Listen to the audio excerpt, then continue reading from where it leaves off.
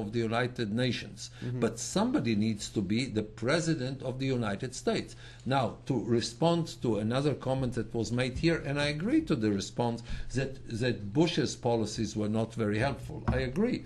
But the alternative to appeasement is not a counterproductive, assertive policy, as Bush in Iraq really had.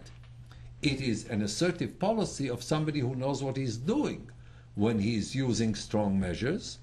And this is still, when Obama is over, we can still have the hope that we will get a president in the United States who is capable of doing it. Okay, with the magnitude of such problem, do you think maybe it is relevant or right to right now maybe a military strike which would end up with some small conflict instead of waiting another 2 or 3 years in World War III?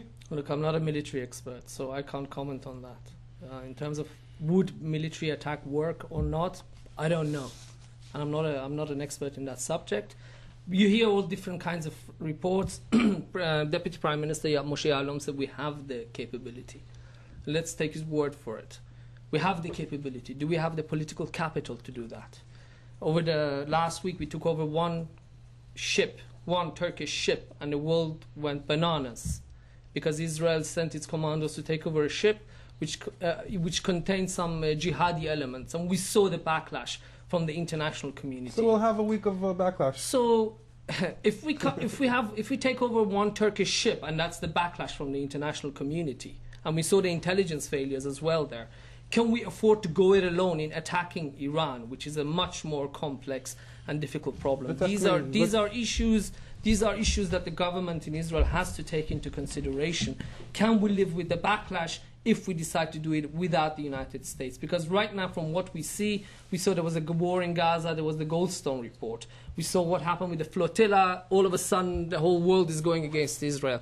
These are things that have to be taken into consideration regarding a possible military attack, which may work. But as we can see, politically, it's going to take some kind of work in order to get the consensus to do that. As with regards to Mousavi, him being a card-carrying member of a charity somewhere in Delhi giving food to hungry children, or if he's a murderer, that's not the issue that I'm discussing here. The issue is that Mousavi and Karoubi have created divisions which have changed the landscape of the Islamic Republic of Iran.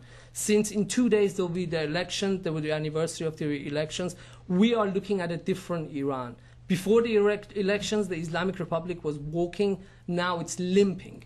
Maybe it will get to its nuclear goal before there's a revolution, or maybe it's going to get after. We don't know that. However, we can't ignore the fact that in Iran there's clear division. There's huge, very, very intense infighting amongst the conservatives in Iran. We see that there's going to be municipal elections at the end of this year. They're not that important, but Khamenei is already putting the people in charge, Hashemi Samareh, Ahmadinejad's right-hand man, in order to go to the Interior Ministry again to arrange the elections. He arranged the elections prior to the presidential elections. We saw what happened. He is so nervous about the domestic backlashes that he's going to, again, cheat in even something as minor as municipal elections.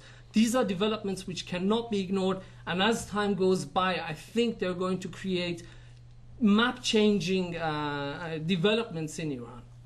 Okay, I want to go, again, back to the international. I want to ask Yossi, do you think that Israel can take on such a thing with what the mayor just said about the Florida, all the stuff that's going on lately? And I don't think Israel has a real military option.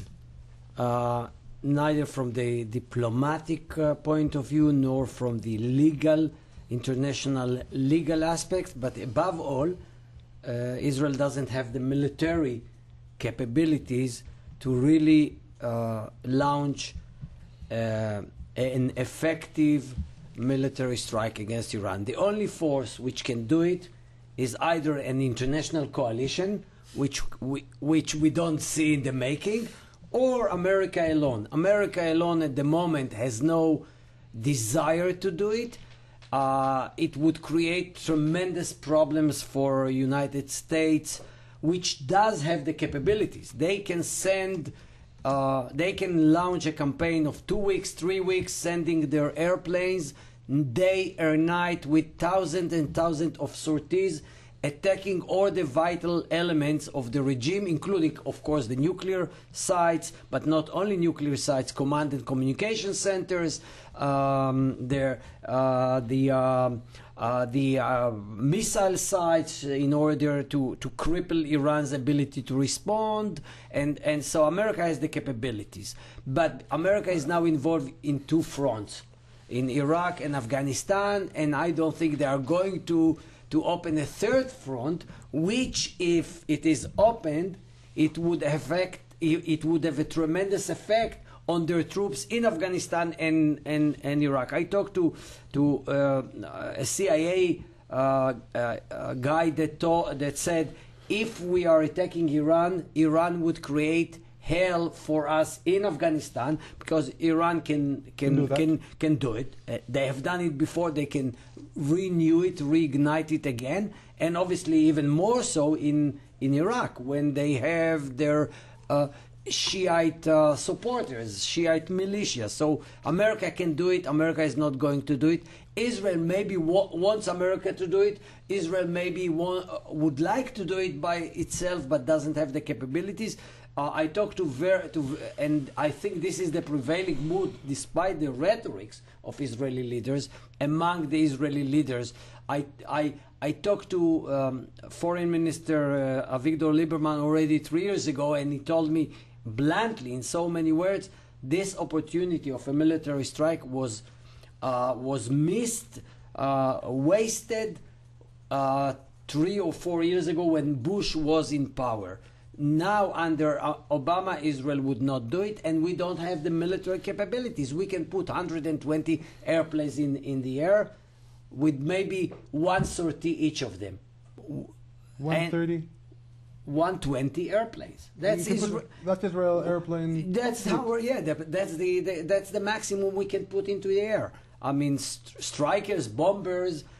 Then you have to consider what kind of load you are taking with you. What are the targets? Do we know? Do we have intelligence about the targets? And if you evaluate and judge all these variables, you reach the conclusion that Israel's military strike is very, very limited. And what's the point to cripple Iran's nuclear program for 1 year or 2 years, even if the attack is successful? First of all, I did just let you know that we have over 300 people from 12 countries watching us right now, which is very nice. And one of them, Eric from New York, is asking, again, why does Israel need America, especially if it's been for the last 20 years working towards this? We've been aware of this threat. The military has been working on it for more than 20 years now. How come we don't have a solution? What? Dan?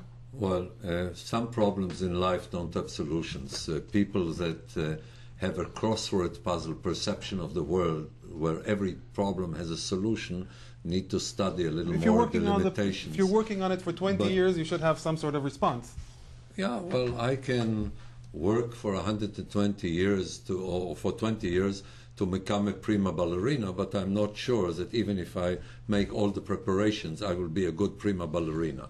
Okay, so with all due respect, we need to take a broader perspective. First of all, I would like to respond to this question of, look what happens with the flotilla. So Israel must make a distinction between